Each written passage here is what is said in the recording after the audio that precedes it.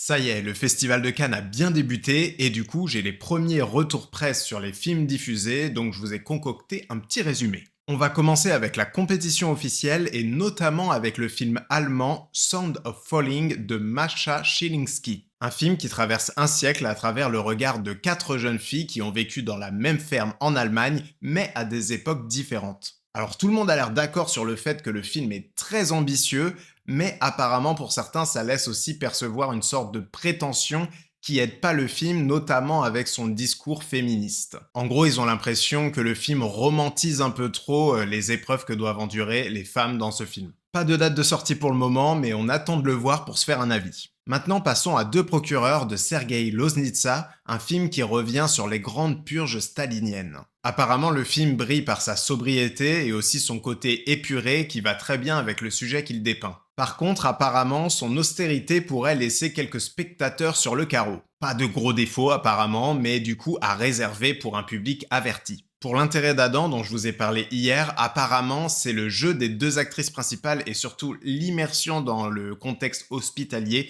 qui a vraiment plu. Cependant, son rythme et aussi son côté réaliste pourraient apparemment refroidir. En tout cas, moi je suis chaud bouillant et je veux toujours trop le voir. Bon, Émission Impossible, le grand événement de la croisette.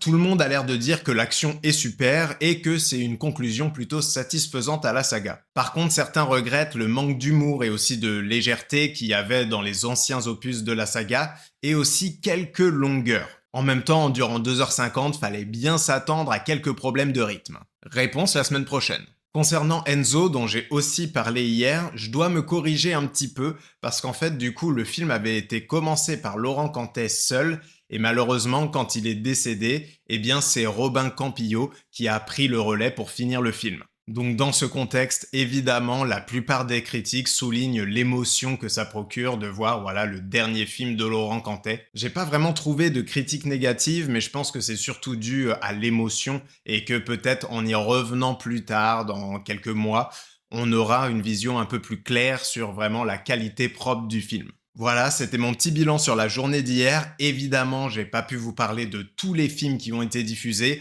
mais vous inquiétez pas, s'il y a un film que je vois ressortir un peu plus tard dans le festival, je vous ferai une vidéo pour vous prévenir. On se retrouve demain pour de nouvelles aventures. À demain!